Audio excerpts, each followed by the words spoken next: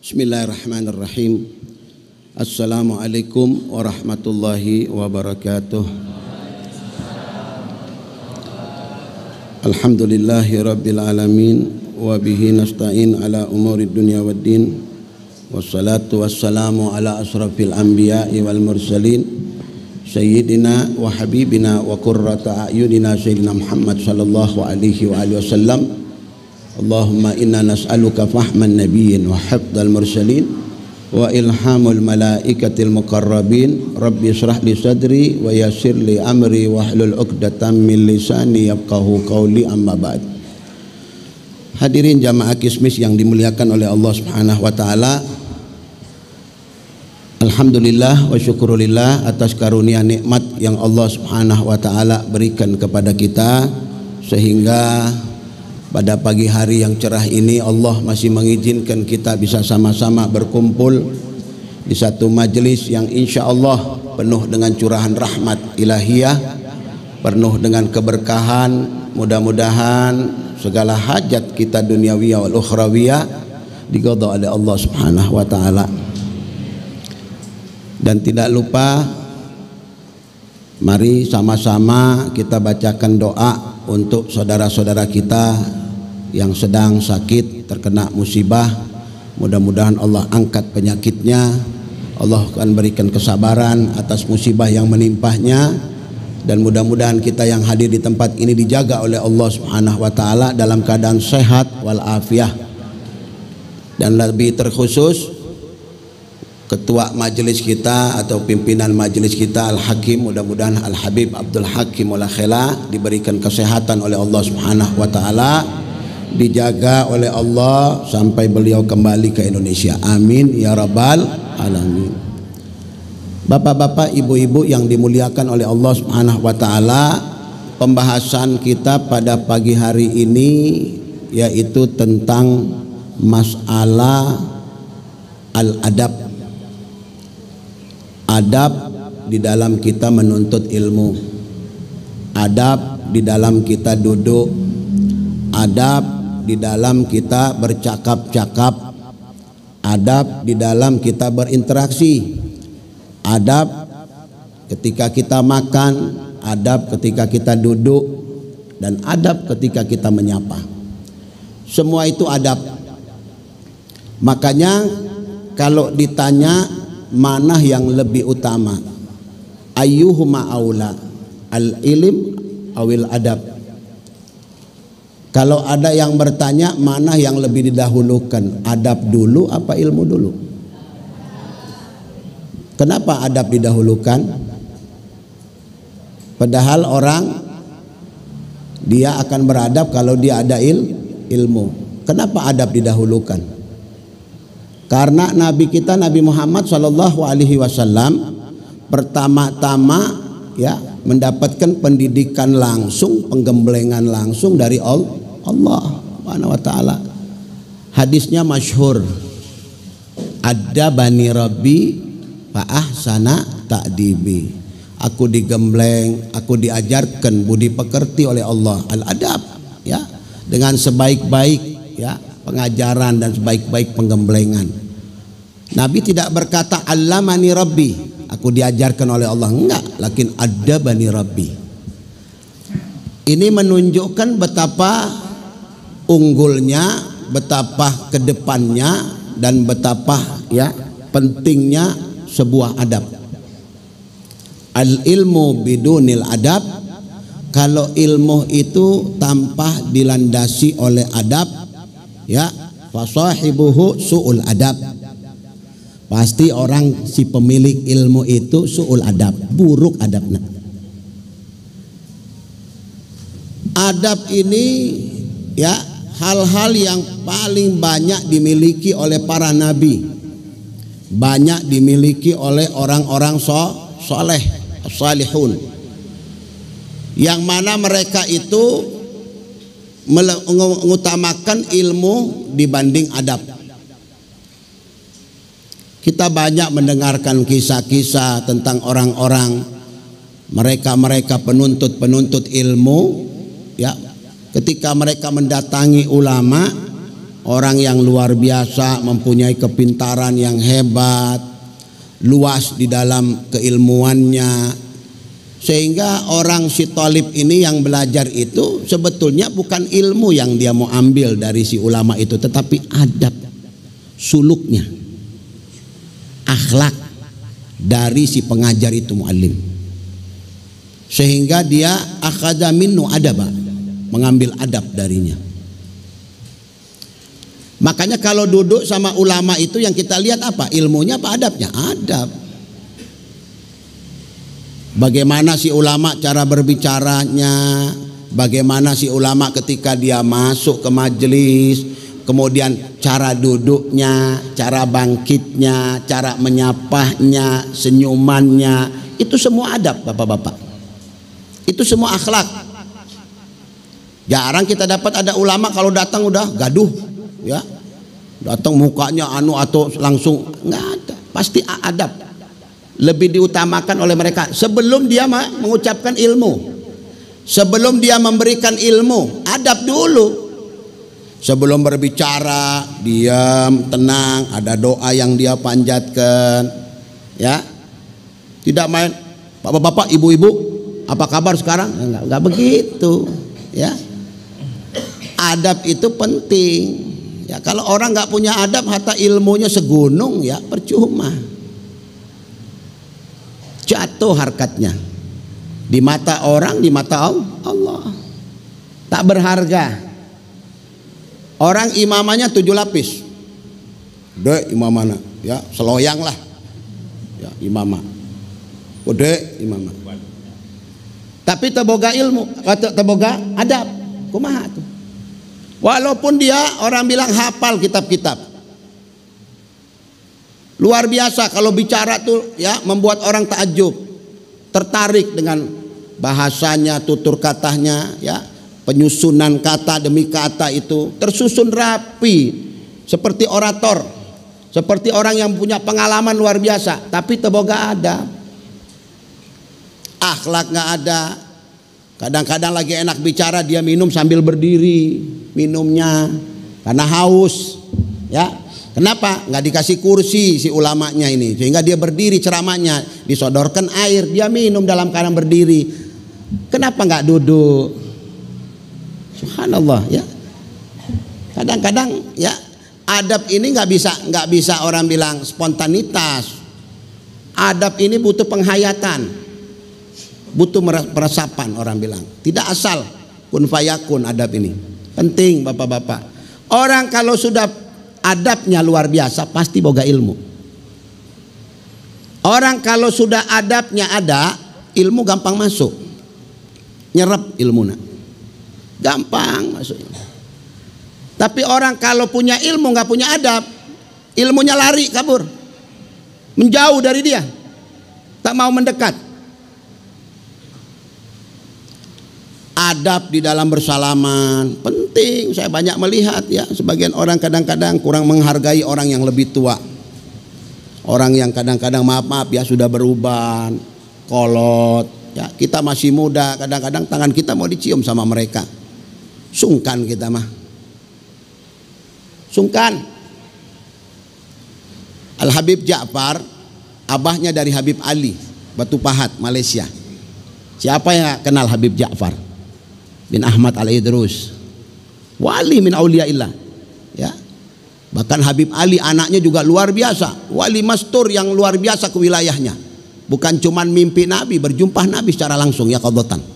Itu magomnya udah tinggi. Tapi akhlaknya la ilaha illallah. Saya punya adik, ya, Syekh Ridwan. Ketika dia waktu pulang dari Hadramaut, dia mampir, ya, di Malaysia, Singapura, Malaysia. Kemudian nggak tahu bagaimana dia mimpi, mungkin Habib Ali, ya. Kemudian dia rindu, kepengen berziarah. Wah, ini Habib Ali dalam keadaan sakit. Ketika orang-orang di situ, orang Malaysia berkata, Syekh mau kemana? Saya mau ziarah Habib Ali bin Ja'far, Batu Pahat. Syed Muhammad Maliki datang kepada beliau. Rumahnya kumuh, rumahnya biasa. Tapi maaf, apapun makanan yang dia mau pasti datang. Orang sohibul wilayah. Orang kalau sudah qalbu muta'alliq billah, muta'alliq bi Rasulillah, kelas damai sentosa bapak-bapak. Ya, segala sesuatu itu sahlah, gampang. Para aulia itu maaf-maaf, apa saja yang mereka inginkan akan muncul di depan mereka. Betul, saya nggak ngomong bukan canda, bukan guyonan, ya, bukan juga orang bilang dongeng. Mereka tinggal tutup mata mau ke Mekah, ke Mekah. Mau ziarah Nabi, ziarah. Orang-orang dekat mugarrabin indallah subhanahu wa ta'ala. Wa hakadha simahum, begitu keadaan mereka. Orang yang punya rumah di Malaysia bilang, "Syekh, antum mau ke Batu Pahat berziarah kepada Habib Ali Ibn Ja'far Al-Idrus. Nanti antum sampai di sana tengah malam."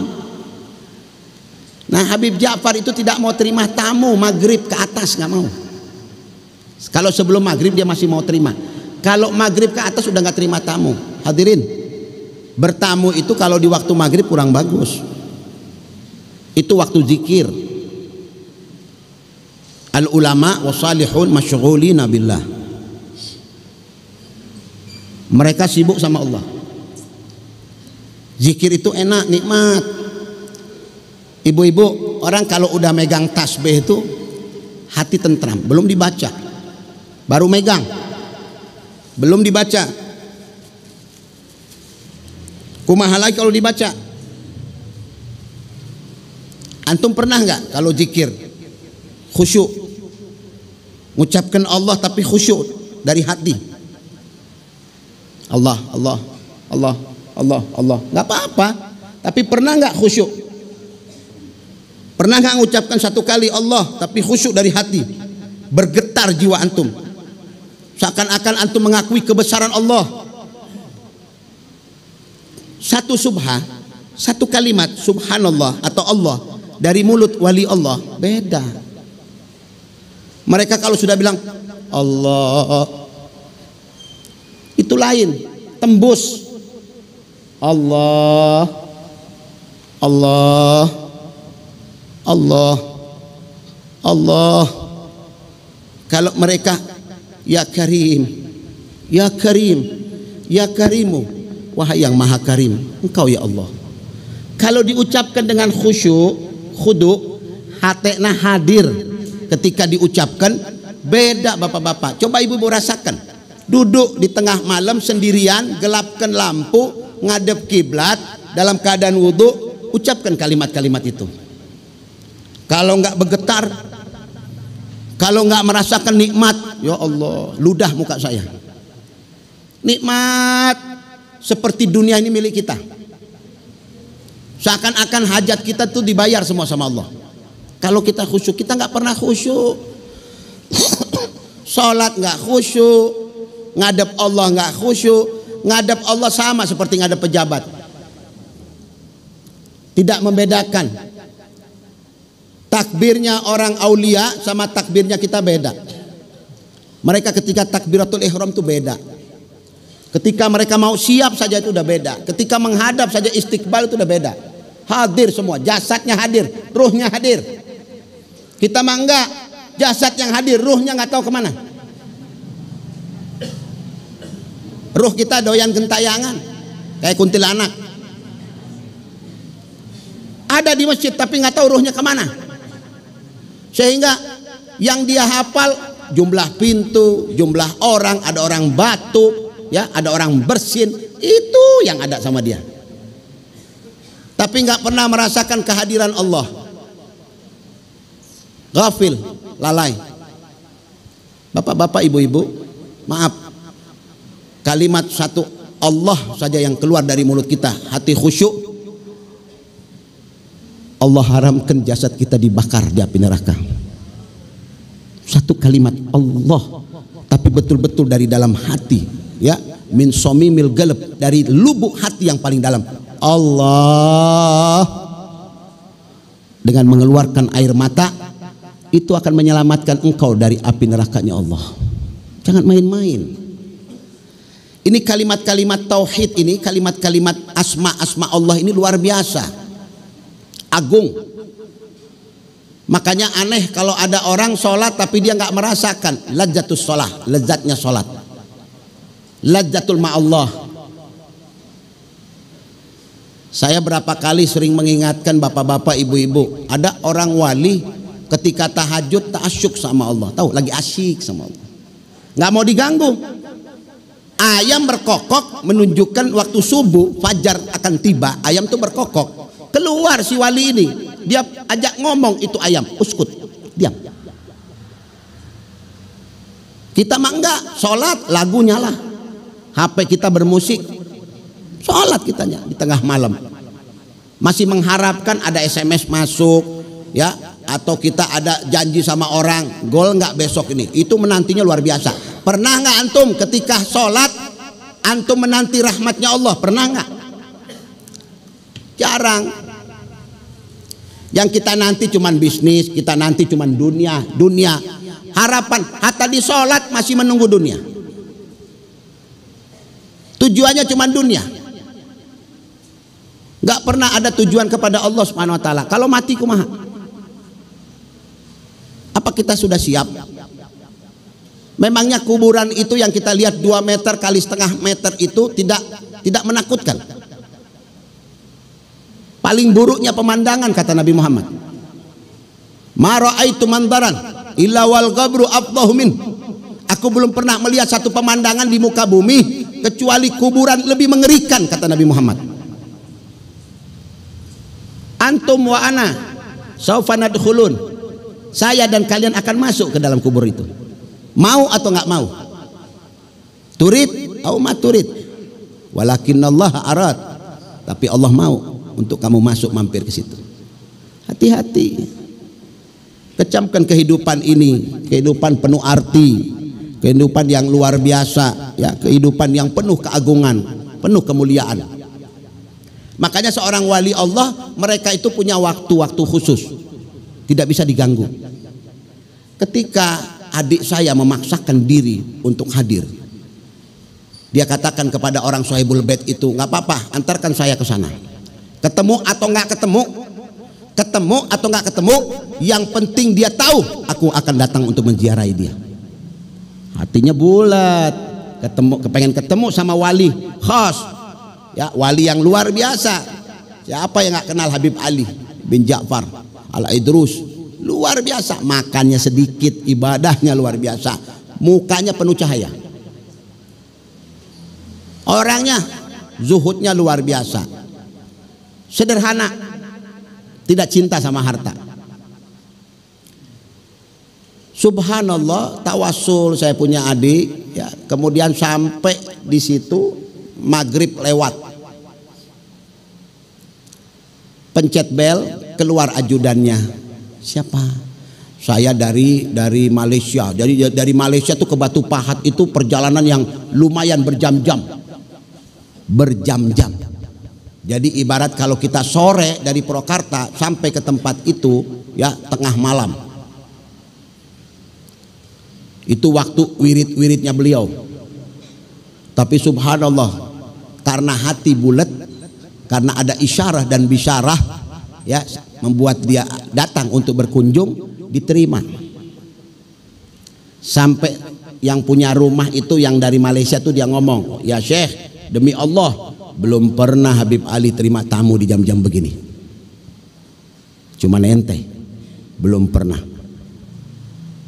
Bahkan beliau sendiri yang nyiapin kopi, beliau sendiri yang menjamu, padahal dalam keadaan sakit beliau, menahan rasa sakit.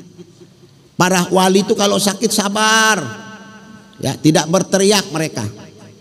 Antum tahu ada satu orang wali besar di Hadramut, puluhan tahun sakit.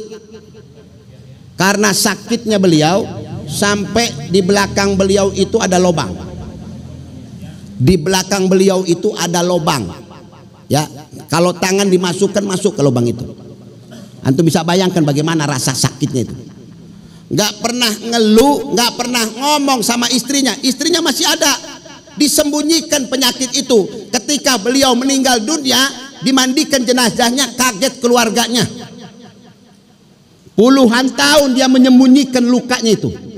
Antum bayangkan, disembunyikan lukanya. Kita baru luka sedikit. Lihat nih, lihat. Sakit. Baru luka sedikit, ya Allah. Kena barang sedikit aja udah. Handy plus, belikan handy plus. Cengengnya luar biasa kita. Para wali nggak nangis mereka, tenang. Puluhan tahun dia menyembunyikan, bukan dari orang, dari istri dan dari anak-anaknya. Nggak ada yang boleh tahu. Bayangkan kalau dia buka pakaiannya depan istrinya, ketahuan, belakangnya ditutupi oleh beliau. Bagaimana mereka membungkus itu semua? Nggak pernah ngeluh kepada Allah. Makanya mereka mahbub, dicinta oleh Allah Subhanahu wa ta'ala. Kita mah cengengnya luar biasa, ibadah pas-pasan, ya. Kalau minta sama Allah kalau ada kebutuhan, kalau lagi ada duit mah, ya pohon ke Allah maka ingat. Tapi kalau lagi nggak ada duit, lagi ada keperluan, ada kepentingan sama Allah, orang belum bangun udah bangun duluan. Betul tuh Bu? Betul Bu? Oh nyaring ibu-ibu mah betul. Doa anak sampai kedengeran kadang-kadang. Ya, kalau bisa orang yang tidur bangun ngedengarkan doa orang, ngejerit. Kenapa? Boga kebutuhan sama Allah. Kalau lagi keadaan orang bilang rahat, ya, kelonggaran, lupa sama Allah Subhanahu wa taala. Itu kita. Beda sama wali Allah. Mereka itu mau senang mau susah, ya maaf, bahkan kalau lagi susah itu orang bilang apa? Lagi senang tuh ingatnya luar biasa sama Allah. Luar biasa. Bukan lupa mereka. Dalam keadaan mereka roha saja orang bilang firroha, ya, lagi dalam keadaan longgar, luar biasa ingatnya kepada Allah Subhanahu wa taala. Qala Ibnul Mubarak, berkata Ibnul Mubarak, beliau seorang al-imam al-hafidh, penghafal hadis Nabi Muhammad SAW. Luar biasa, siapa yang tidak kenal Ibnul Mubarak? Orang yang betul-betul, ya, mendapatkan anugerah dari Allah Subhanahu wa taala. Beliau berkata rahimahullah, nahnu ila qalilin minal adab ahwaju minna ila katsirin minal ilm. Perhatikan baik-baik perkataan Ibnu Mubarak.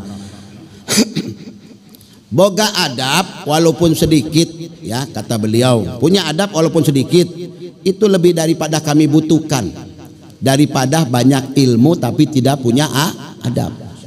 Lebih ahwaj, lebih dibutuhkan, ya, untuk kami daripada orang banyak ilmunya tapi tidak punya adab. Lalu beliau berkata, wa qala radhiyallahu an man tahawana bil adab uqiba bi hirmani sunan. Barang siapa orang yang suka menyepelekan, ya, suka menyepelekan, meremehkan, ya, adab, niscaya dia akan dihukum oleh Allah Subhanahu wa taala dari hal-hal yang sunnah. Uqiba, ya, orang bilang bihirmani sunnah. Wa man tahawana bis sunan, siapa orang yang meremehkan perihal-perihal yang sunnah, nawafil, gobliyah, ba'diyah, ya. Kita ini karena kadang-kadang cuman yang wajib aja dikerjakan. Gobliyahna tadi dikerjakan, ba'diyahna tadi dikerjakan. Subhanallah. Padahal 2 rakaat sebelum sholat wajib, ya, subuh, ya, fajar itu 2 rakaatna sunnahna lebih baik kata Nabi Muhammad daripada dunia dan seisinya.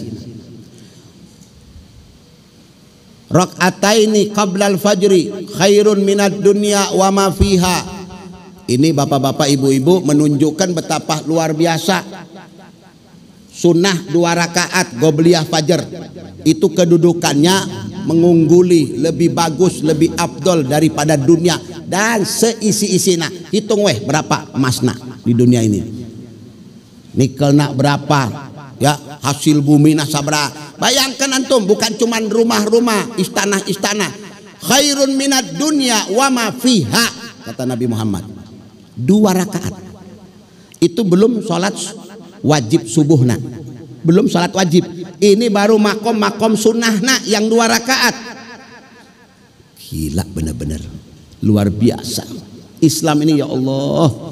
Lah kalau sampai ada orang rakaatain subuh dia nggak lakukan, kebangetan. Kebangetan. Karena ada sholat bapak-bapak ibu-ibu, sholat subuh, habis sholat subuh itu berbaring, ya berbaring hadap ke kiblat. Allahumma rabba Jibrila wa Mikaila wa Israfila ya wa rabba Muhammadin sallallahu alaihi wasallam a'udzubika minan nar. 3 kali dibaca. Allahumma rabba Jibrila wa Mikaila wa Israfila wa Muhammadin sallallahu alaihi wasallam a'udzubika minan nar. 3 kali dibaca. Itu sambil ngadep ke itu. Bangun. Ilahi bihurmatil Hasan wa akhihi wa banihi wa jaddih ya najjini minal ghammil ladzi ana fi ya hayyu ya qayyum. Gitu banyak doa-doa. Nah, belum lagi doa-doa yang kita panjatkan sambil menunggu waktu iqamah. Itu doa yang dituntun oleh Nabi Muhammad SAW ya, yang diajarkan oleh Nabi SAW. Allahumma ja'al nuran ya min tahti wa nuran min fauqi wa nuran an shimali wa nuran an yamini. Ya Allah, berikan cahaya dari sebelah kanan, sebelah kiri, dari atas, dari bawah. Allahumma atini nuran ya wajidni nuran ya, berikan aku cahaya, tambahkan aku cahaya. Ya Allah, minta kepada Allah. Ulah nyepelekan doa. Anak orang bisa jadi soleh, anak orang bisa jadi orang ya, bisa menjadi orang yang bermanfaat itu karena doa. Karena doa kita, lamun ayah kurang doa ke anakna, ulah menghayal kalau anakna bisa jadi orang. Karena kunci suksesnya anak-anak kita itu bapak-bapak ibu-ibu doa. Ulah nyepelehkan doa. Bangun tengah malam minta sama Allah li islahil aulad, untuk supaya anak-anak kita menjadi soleh solehat. Nabi Ibrahim itu doa yang dia panjatkan belum punya anak loh, minta sama Allah, bukan dia minta dzurriatan thayyibah, enggak. Rabbi habli minas shalihin. Allah. Doa nama pendek ya, tidak panjang, singkat tapi padat, maknanya luas. Kalau ditaruh di tempat ini nggak muat untuk menjabarkan makna itu. Rabbi habli minas shalihin. Minta anak soleh Nabi Ibrahim. Allah. Akhirnya diberi sama Allah, dijadikan nabi, bukan lagi cuma soleh, dijadikan nabi putrana. Nabi Ibrahim putra-putrana nabi. Lama nggak punya anak, kasih anak soleh, diuji sama Allah. Nabi Ibrahim diuji. Kenapa? Karena Nabi Ibrahim itu punya kebiasaan ya, kalau waktu berkurban itu beliau berkurban itu nggak kurang dari 1.400 ekor. Nabi Ibrahim itu luar biasa bapak-bapak. Jadi dombanya ya itu kurang lebih sekitar 1.000 ekor. Kemudian apa namanya itu, ontaknya ya. Terus kemudian sapi 1.400. Dipuji, diagungkan sama orang-orang. Oh, Ibrahim luar biasa. Ya, Khalilullah, Karim orangnya. Nabi Ibrahim ibu-ibu kalau orang bilang mau makan, datang waktu akal, waktu to'am, itu dia nyari, nunggu orang dulu, nunggu ada orang lewat dipanggil,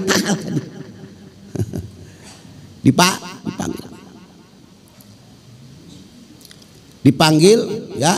Kalau nggak dapat, jalan bermil-mil. Ibarat kata kita mau makan di sini Pak, ya di Gang Mawar. Nggak ketemu jelma, orang nggak ketemu, lari sampai ke Pasar Rebo nyari orang. Ayat tuh orang begitu. Ayat di dia, unjuk tangan, dikasih Quran nanti kawan. Ayat, ambil semua Quran. Kalau bisa mah di pagar besi weh, ya ulah kedengek orang ulah kelihatan, kerangkeng. Seperti cerita ayah orang datang ngetuk pintu mau bertamu lagi makan ya. Sekeluarga lagi makan, pura-pura sholat. Allahu Akbar, Sami Allah liman hamidah, padahal lagi makan. Allah, yang jadi tamunya ngedenge, aduh lagi sholat, dikibulin, bohong. Nanti udah beres, meja udah rapi semua. Assalamualaikum warahmatullahi. Assalamualaikum. Oh geus, kata si tamuna kesian geus salatna ibadah. Oh pegang surbana keluar. Alah, apa kabar? Wal apu yeuh lagi salat gitu. Udah habis makan. Yuk dibersihkan. Saking apa itu? Saking apa? Saking bukhul, pelit, kikir, medit. Korek. Orang kalau medit mah repot, susah, tabeat, sampai dibawa mati. Bener, bohong. Tabeat, tabeatu fil insan la yuziluha illal ma'u wal kafan. Tabeat yang ada pada individu orang tidak akan pernah hilang tabeat itu kecuali apa? La yuziluha illal ma' wal kafan. Kecuali bisa hilang dengan air dan kapan. Maksudnya apa? Modar. Mati is dead.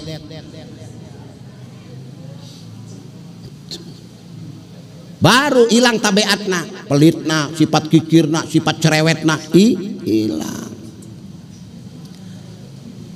Makanya dulu tahu ada ya.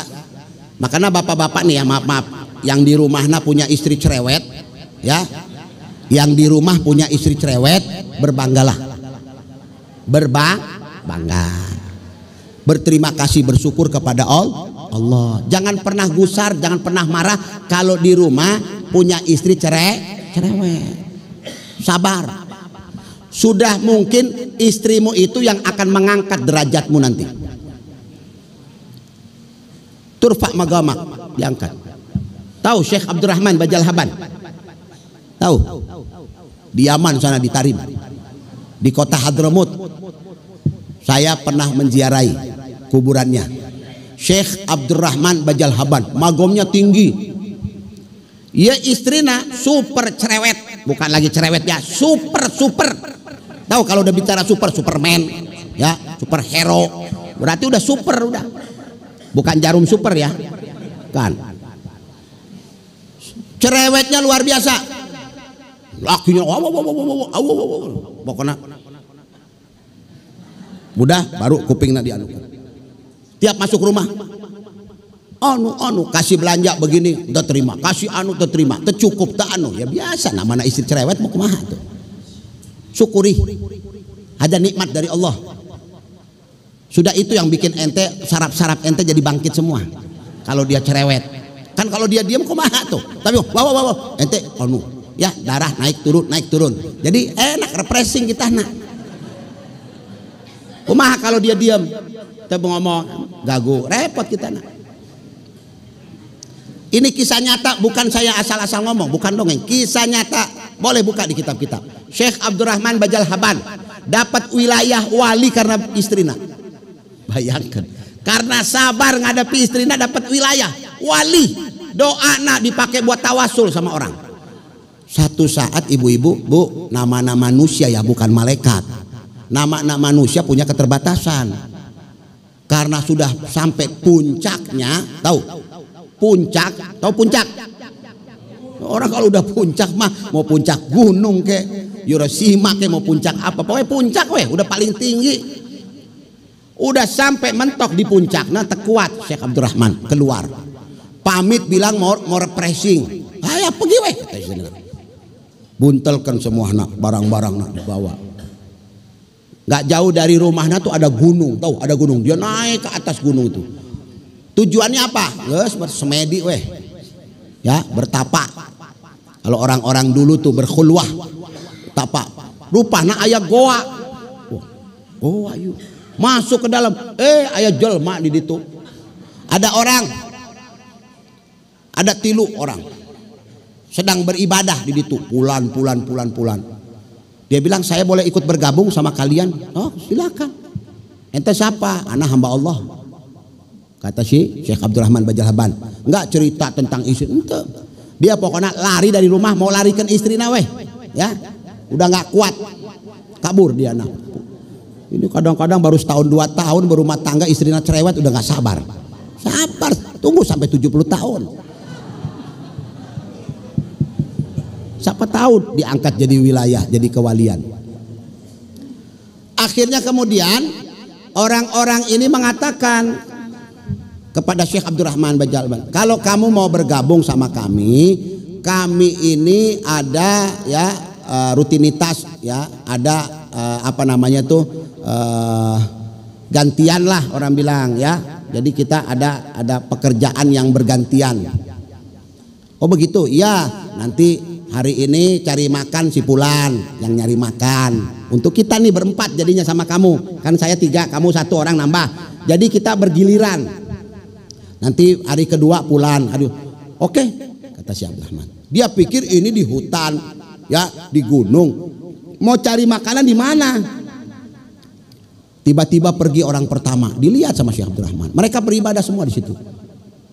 Pergi pulang berbawaan. Luar biasa, dapat 1 nampan. Makan berempat. Ya, habis. Besok iya si Syekh Abdurrahman semakin berkurang orang, nah semakin dia berpikir, kumaha waktu anak ieu. Lamun waktu giliran saya kumaha. Bahaya ini. Orang kedua dapat lebih banyak daripada orang pertama. Orang ketiga dapat lebih banyak dari orang kedua. Datanglah waktu giliran Syekh Abdurrahman. Dia bilang, ya Syekh, sekarang giliran ente. Iya, mangga, siap. Sudah keluar dia. Keluar dari pintu, nggak jauh-jauh dia angkat tangan. Tiba-tiba, twing, makanan 1 baki. Mengalahkan makanan yang 3. 3 orang itu. Antum tahu apa tawasulnya Syekh Abdurrahman Bajal Haban? Ya Allah, berikan aku makanan seperti kau berikan kepada 3 orang itu. Apa yang dia tawasulkan saya nggak tahu, siapa yang dia tahu. Pokoknya saya niat seperti niatnya mereka. Syup yu'alik niyah. Yang saya sering ajarkan kepada antum. Ya, selalu gandengkan niat kita setiap mau melakukan sesuatu, langsung gandengkan kepada Nabi Muhammad, kepada aslaf saleh, supaya kita dapat. Gak main-main, daripada nyebutkan nama satu persatu repot, panjang. Saya minta ya tawasul kepada engkau seperti yang mereka tawasulkan. Diberikan. Nanya yang 3 orang. Syekh, luar biasa kamu ini. Rupanya kamu orang punya wilayah juga ya. Wali juga rupanya kamu. Kami tidak sangka. Tapi apa yang Allah berikan kepada engkau ini mengalahkan kami semua. Apa sih yang ente baca? Lah, ana baca seperti yang kalian minta. Saya bilang, ya Allah, berikan aku makanan seperti orang 3 itu yang meminta kepada engkau. Ya, dia bertawasul kepada siapa? Saya ikutkan. Diberi. Giliran Syekh Abdurrahman nanya kepada mereka. Ana mau nanya. Kira-kira orang yang ente tawasulkan saha? Ana kan cuma numpang bonceng ke ente. Ya, ana nggak tahu siapa. Nah, dia bilang, ente mau tahu siapa yang kami tawasulkan dari orang pertama, orang kedua, orang ketiga? Kami bertawasul minta kepada Allah makanan, minta bertawasul kami jadikan sebagai penyebab, sebagai wasilah yang namanya seorang wali besar di kota ini, namanya Syekh Abdurrahman Bajal Haban. Kaget dia. Lulu. Itu aneh berarti saya, dia bilang begitu. Oh ente orang, pantesan ente ketika minta dikasih yang banyak sama Allah. Ente yang kita pakai buat tawasul, pulang langsung ke rumahna, terjadi lari lagi. Paham ibu-ibu? Nggak mau lagi lari dari rumah, nggak cukup dapat wilayah. Dia nggak tahu kalau dia dapat wilayah. Ada wali, ya punya wilayah kedudukan di sisi Allah, tapi dia tidak tahu. Al wali la ya'rif annahu wali. Ya, ada wali dia tahu dirinya wali. Ada wali dia tahu dirinya wali. Tapi ada orang tahu dia wali, dia nggak tahu dirinya wali. Subhanallah. Seperti Syekh Abdurrahman Bajal Haban. Itu masalah tentang bagaimana kita bersabar dari seorang perempuan. Tetapi ada catatan penting di sini. Jadi seorang istri itu mesti menyenangkan suami. Menjadi seorang istri itu mesti menggembirakan suami. Suami itu segala-galanya, ibu-ibu. Nggak boleh kita bikin suami kita satu malam itu memikirkan. Nggak boleh kita bikin suami kita satu malam nggak bisa tidur, gelisah karena kita. Nggak boleh, dosa. Seorang suami ya yang tidak ridho kepada istrinya, lalu istrinya wafat, neraka tempatnya. Neraka tempatnya. Makanya dia bilang apa? Man matat, siapa perempuan, kata Nabi Muhammad, meninggal dunia, ya, wa zaujatuh, dan suamina radha anha, ridho atas dirinya, dakhalal jannah, masuk surga.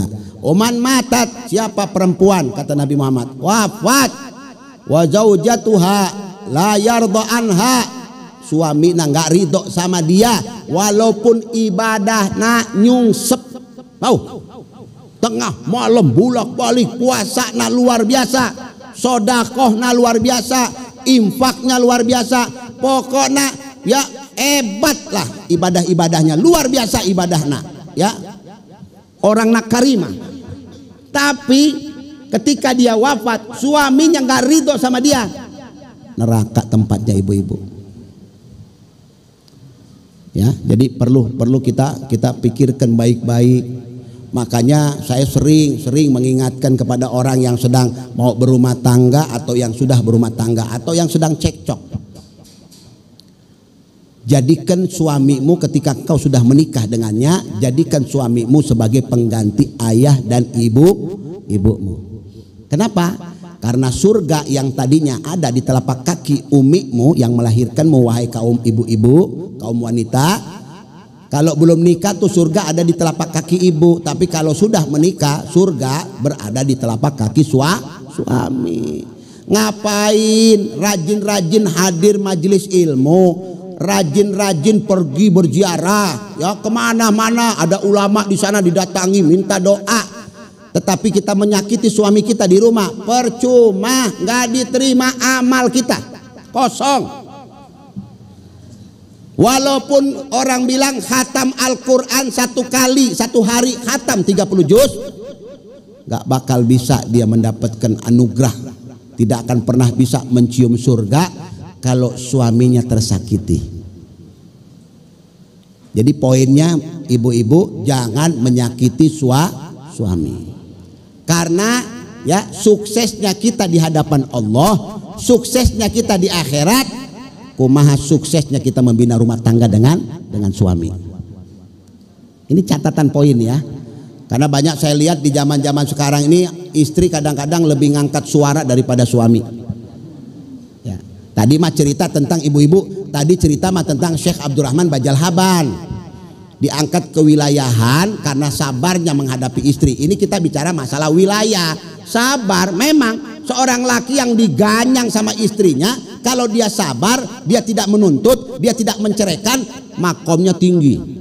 Tetapi tetap wanita itu berdosa di hadapan Allah. Dosa dia nak.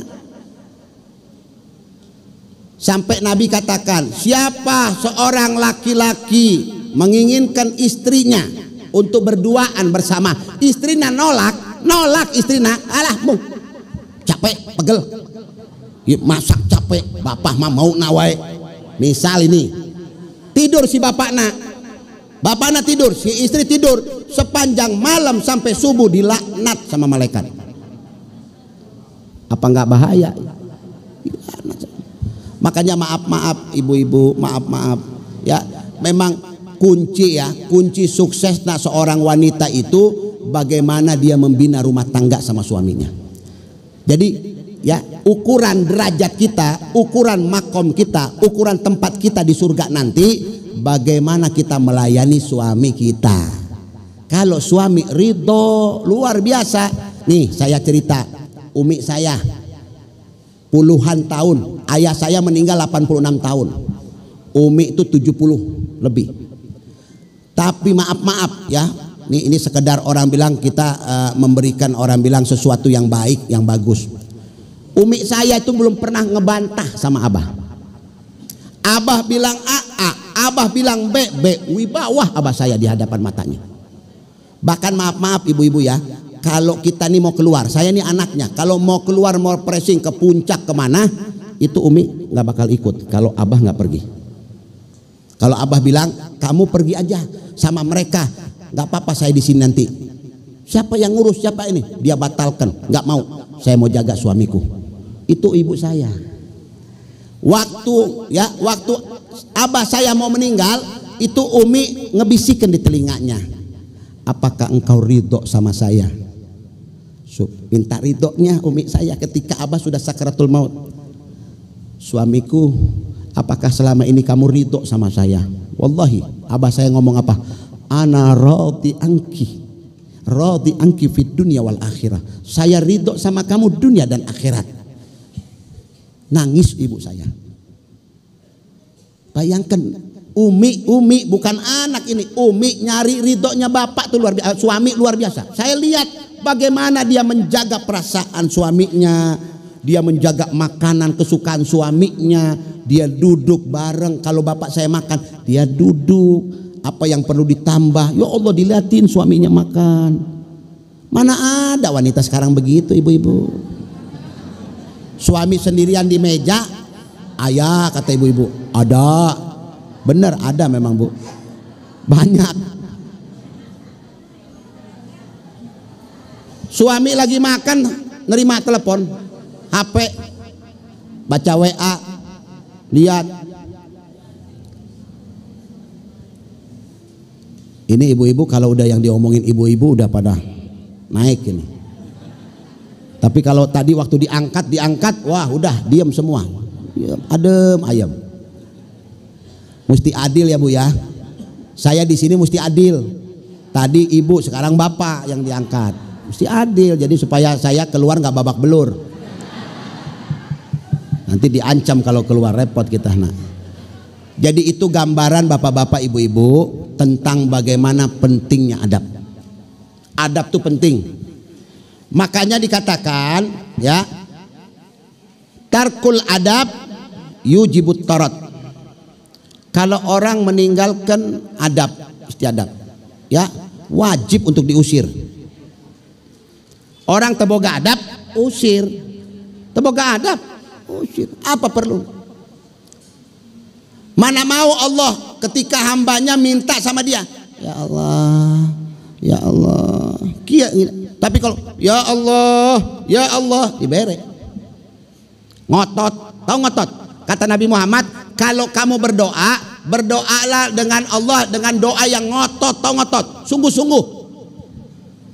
Baru dikasih. Lah kita maaf ya. Kalau datang ke orang sampai meluk-meluk, tolong pinjam duit, aduh gitu, dipeluk, aduh. Cium iyo nak, wah ente mah baik, ente khoir. Hatta dia orang pelit, luluh hatina. Bener tuh? Tapi pinjam duit. Allah ente mah pernah pinjam. Moal. Pasti begitu. Tapi kalau kita peluk, aduh saudaraku, ya Allah, luar biasa, cium di dia, di kening nak. Langsung ciut. Ajak ngobrol dulu, ya. Angkat dulu, udah diangkat baru ente bisikin, pinjam duit. Dibere tuh, dibere. Dikasih. Ini mau enggak, SMS duluan. Ana mau pinjam duit, pasti dibalas, enggak ada. Coba SMS, ana mau ke rumah, ada sesuatu ana mau ceritakan sama ente. Wah, ajib pokoknya. Kira-kira di mana? Ayo tak cepat. Datang ente. Kopi dong, mana kopi? Atau enggak kita bawain sesuatu buat dia. Ente kopi, ana jajanana. Gahwana ente, ana bawa pisang goreng na sama bala-bala. Bro. Ngobrol ngalur ngidul baru ke poin masalah. Luluh dia na angkot. Wah, nggak ada sohib kayak ente mah. Ana udah keliling, nggak ada teman seperti ente. Wah, ente the best, luar biasa. Wallah, mudah-mudahan ana doakan panjang umur ente. Belum bicara duit ya, belum. Panjang umur, panjang usiana, panjang barokah anuna. Amin. Baru bisa.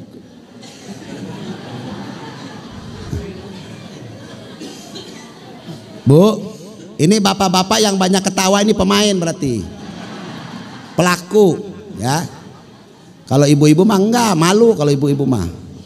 Banyak orang begitu, itu adab, itu adab. Kalau orang nggak punya adab diusir, percuma. Begitu juga kita kepada Allah. Antum lihat bagaimana adab Nabi Muhammad, bagaimana adabnya Rasulullah. Nabi itu luar biasa, adabnya ya istimewa. Rasulullah itu adabnya istimewa, Nabi Muhammad itu ya. Jadi luar biasa. Nabi itu selalu memperhatikan adab di hadapan Allah, adab di hadapan sahabat-sahabat. Sehingga Nabi itu selalu ya menjadi orang yang selalu dibicarakan. tentang kebaikan dan budi pekerti. Orang selalu mengunggul-unggulkan beliau, ngangkat-ngangkat beliau. Karena apa? Budi pekertinya luar biasa Nabi Muhammad. Makanya bapak-bapak, ibu-ibu yang dimuliakan oleh Allah Subhanahu wa taala, masih ada waktu sedikit. Saya ingin berbicara tentang masalah Ashhurul Hurum. Ya, karena hari ini kita sudah masuk kepada 9 dari bulan Muharram, Tasu'ah. Besok Asyura. Kenapa dibilang Asyura? Karena Asyratun 10. Ya. Jadi termasuk Ashhurul Hurum. Ya. Hurima, ya, diharamkan, ya. Tidak boleh bertikai, tidak boleh membinasakan diri, tidak boleh mencelakai diri, ulah banyak berbuat dosa. Ya, kenapa? Karena dia bulan suci, bulan mulia. Bahkan Ashhurul Hurum ini, bulan Muharram ini, afdhalus syuhur ba'da Ramadan. Paling mulia nak bulan setelah bulan Ramadan. Bahkan dia disebut bulan Syahrullah, bulan Allah. Ashhurul Hurum itu bulan Allah.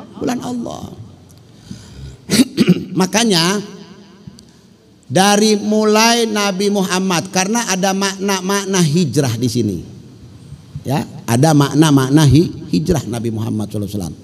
Makanya orang-orang dahulu itu, mereka itu sebelum diutus Nabi Muhammad itu, mereka tidak berperang di Ashhurul Hurum itu, tidak berperang. Ya, ini saya bercerita tentang masalah Asyura, ya, masalah bulan-bulan Muharram. Nanti akan saya jadikan pertanyaan ini, ya. Ini di depan saya ada 4 Quran, ya, seperti yang bulan lalu, Quran tajwid, tahsin, bagus Quran, ya. Nanti saya akan bikin pertanyaan untuk kaum ibu 2 pertanyaan, kaum laki 2 pertanyaan dari masalah Muharram. Nabi ketika masuk di Madinah, Nabi melihat orang-orang Yahudi, mereka berpuasa. Lihat orang-orang Yahudi berpuasa. Ditanya sama Rasulullah, "Lima sumtum?" Kenapa kalian berpuasa? Karena hari ini, ya, Allah, ya, Tuhan, dia bilang telah menyelamatkan Nabi Musa dari kejaran Fir'aun dan pasukannya. Berarti mereka bergembira atas selamatnya Nabi Musa. Ini baru secuil aja nih Bapak, ya. Lah kalau orang bergembira puasa loh ini untuk apa? Bersyukur, rasa syukur kepada Allah karena Nabi Musa diselamatkan dari kejaran Fir'aun. Lah kumaha ada orang bikin maulid karena kelahiran Nabi Muhammad. Mana yang lebih agung, Musa dengan Nabi Muhammad? Nabi Musa minta dikelompokkan, dimasukkan jadi umat Nabi Muhammad, Nabi Musa alaihissalam. Lah kalau mereka berpuasa sebagai bentuk tasyakuran, lah kalau kita mau bermaulid, baca maulid, di maulid itu semua pujian-pujian kepada kanjeng Nabi. Kenapa dilarang? Kenapa dibilang gak bagus? Kenapa jadi masalah? Lah ini orang puasa Asyura kumaha? Karena apa mereka puasa coba? Bentuk syukur. Kan begitu. Sampai Nabi nanya, "Aya naon ente orang pada puasa?" "Oh, kami puasa kieu." Nabi bilang apa? "Idzan nahnu aula minkum." Kami lebih pantas untuk mensyukuri itu atas selamatnya Musa daripada kalian orang-orang Yahudi. Kami lebih pantas. Nabi puasa. Lalu Nabi katakan kepada sahabat-sahabatnya, "Kalau tahun depan al-muqbil saya masih ada umur, la asumanna tasi, saya akan puasa di tanggal 9 Muharram." Kenapa? Yukhaliful Yahud, supaya menyelisihi orang-orang ya Yahudi. Nih, mana yang puasa hari ini? Unjuk tangan. Mana umat Nabi Muhammad ini yang puasa? 1, 2, 3, 4, 5. Ya Allah, ternyampe 20. Di ibu-ibu berapa yang puasa? Banyak. Memang ibu-ibu paling hebat. The best ibu-ibu ini. Kalah bapak-bapak ini. Mestinya bapaknya yang mencontohkan ibu. Nah ini mah enggak, ibu-ibu yang mencontohkan bapak-bapak puasa. Habis bapak-bapak pikirannya makan sih bu. Kalau ibu mah puasa mah kuat. Ini tanggal 9 puasa, pahala. Jangan dibilang nggak pahala, karena Nabi perintah sama sahabat, tapi Nabi nggak sempat berpuasa. Ketika datang tahun berikutnya Nabi sudah wafat. Berarti apa? Kalau nggak wafat Nabi puasa. Lah ente jaga cuma 10 nah aja dijaga, 9 nanti dijaga. Kenapa? Karena melihat Nabi tidak puasa, tapi ente tidak nyangka Nabi punya azam, berkeinginan kalau di tahun depan aku masih ada umur maka aku akan berpuasa. Ya udah yang nggak puasa hari ini 10 11 ya puasa nak gitu ya Jumat Sabtu. Nih ada satu hadis riwayatnya ya ini hadis ya luar biasa ya, walaupun kedudukan hadisnya dhaif tetapi dipakai untuk masalah amaliyah untuk ibadah boleh ya. Hadis dhaif itu bukan hadis palsu, perawinya yang dhaif. Di situ disebutkan man shoma fi ashhurul hurum, siapa orang puasa di bulan-bulan yang disucikan oleh Allah, Dzulqa'dah, Dzulhijjah, Muharram, Rajab. Siapa orang berpuasa di Asyurul Hurum, hari Kamis, Al-Khamis wal Jum'ah ya, was-Sabat, hari Kamis, hari Jumat. Maksudnya hari ini, besok Jumat, Sabtu, 3 hari. Di Asyurul Hurum ya, mendapatkan pahala ibadah 700 tahun. Mendapatkan pahala ibadah 700 tahun. Berapa tahun kita beribadah sama Allah? Ternyampe 80 juga udah ke sekolot, 90 juga kumaha tuh, 100 digotong ya, iya. Paling ada beberapa orang yang masih masya Allah dijaga sama Allah, masih bisa ngomong, masih ininya kupingnya tajam. Ada, saya nggak bilang nggak ada. Saya pernah ketemu sama orang-orang seperti itu, 100 lebih umurnya. Ini nak kuat, matanya tajam, ya, daya tangkapnya luar biasa. Allah makan gak ada pantangan, karena ibadahnya kuat, zikirnya kuat kepada Allah Subhanahu wa Ta'ala. Kemudian ada beberapa hal yang perlu kita perhatikan, ya, bapak-bapak, ibu-ibu. Kalau saya bahas panjang waktunya ya. Sekarang saya masuk saja ke pertanyaan. Siap untuk ditanya? Siap untuk berlomba kita yang mendapatkan Quran yang bisa menjawab. Jadi cara ngejawab itu jangan ngejawab dulu, angkat tangannya baru jawab ya. Jangan main baru angkat tangan. Jangan. Angkat dulu tangannya baru kita ini ya. Sekarang untuk ke kaum ibu-ibu dulu. Nah, kita lahir dari rahim ibu. Jadi untuk ibu-ibu 2 Al-Quran hari ini insya Allah untuk para ibu. Bagi yang bisa menjawab. Pertanyaannya gampang ibu-ibu ya, nggak sulit-sulit. Saya mencarikan pertanyaan yang mudah, yang gampang supaya nggak sulit untuk menjawabnya. Pertanyaan pertama untuk kaum ibu-ibu. Sebutkan ayat di dalam Al-Quran yang bercerita tentang masalah Muharram. Sebutkan ayat, nggak perlu panjang-panjang ibu-ibu. Yang penting ya 4 bulannya itu disebut apa orang bilang ya, yang sampai situ aja, nggak usah sampai dalikat dinul qayyim, nggak perlu. Al ayat aja. Suratnya surat apa? Surat. Silakan. Bismillahirrahmanirrahim. Inna iddatasy syuhuri indallahi 12 syahran fi kitabillah yauma khalaqas samawati wal ardh minha arba'atun hurum. Ya, benar. Al-ayah, sadaqallahu azim. Jadi kalau surat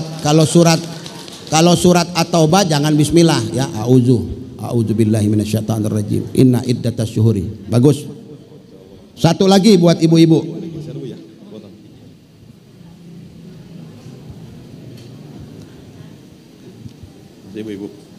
Apa saja peristiwa penting? Ya, ini nggak perlu semua, Jawab 1, 2, 3 udah nggak apa-apa. Apa saja peristiwa penting yang terjadi pada bulan Muharram sebelum masa Rasulullah SAW, sebelum Nabi diutus? Apa peristiwa yang terjadi? Satu. Bismillahirrahmanirrahim. Pertama, diterimanya tobat Nabi Adam. Ya. Kedua, diselamatkannya Nabi Ibrahim dari api Namrud. Ya. Ketiga, dikeluarkannya Nabi Yunus dari perut ikan. Masya Allah. Masih bisa terus apa udah? Keempat, ya. Diselamatkannya perahu Nabi Nuh daripada banjir. Masya Allah. Terus. Masih bisa 5? Kalau nggak bisa nggak apa-apa. Dapat udah. Udah cukup sampai 4. Ya, silakan. Sekarang kaum bapak, ya. Ini bapak-bapak yang sulit. Ya, dikasihnya yang sulit.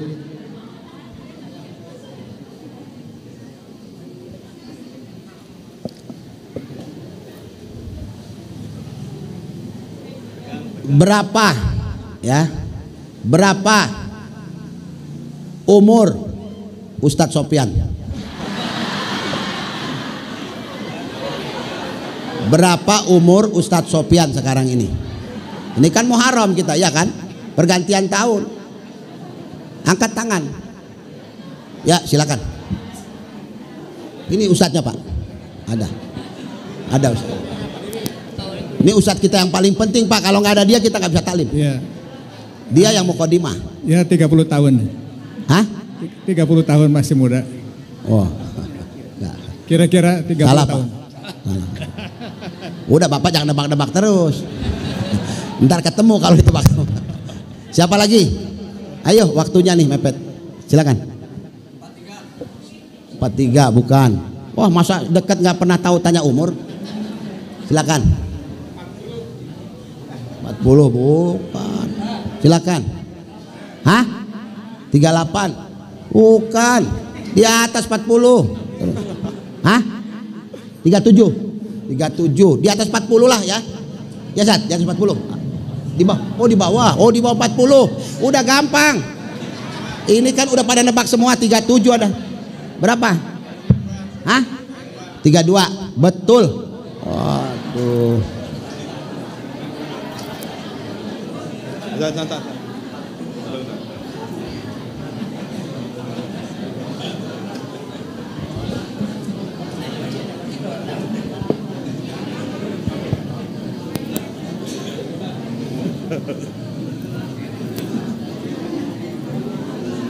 Ini yang satu nggak ada pertanyaan, saya pilih aja udah.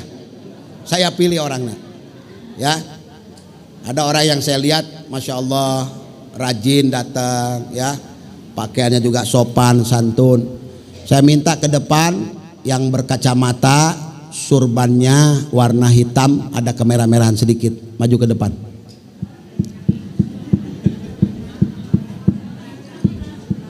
Pakai gamis.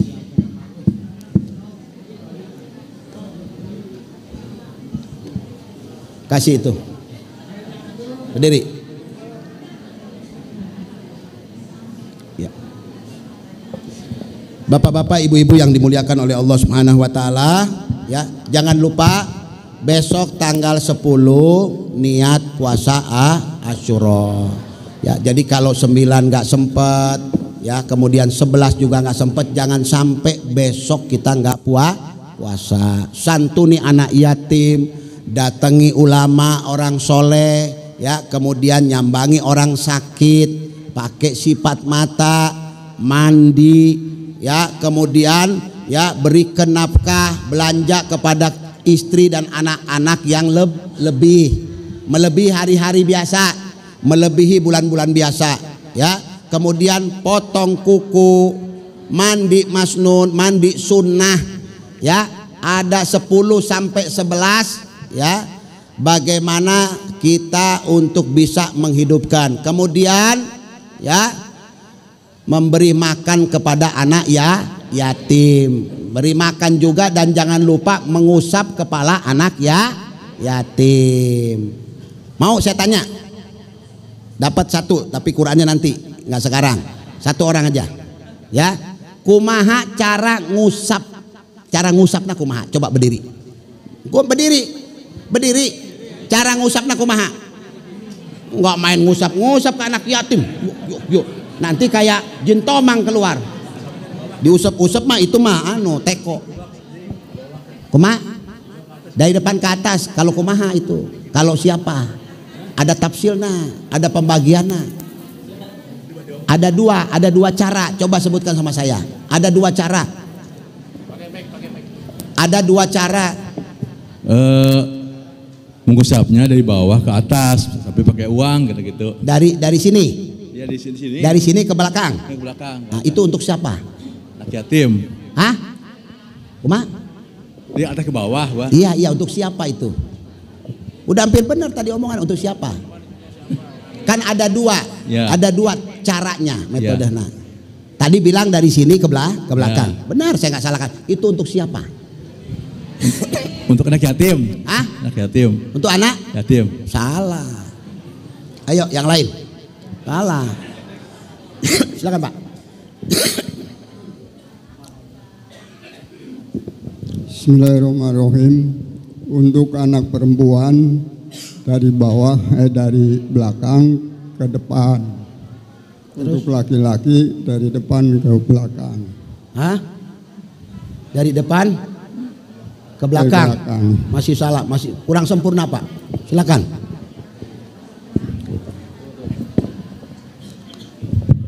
Bismillahirrahmanirrahim. Untuk anak yatim dari belakang ke depan. Kalau anak piatu atau orang miskin dari depan ke belakang. Benar. Ini yang benar. Jadi kalau anak yatim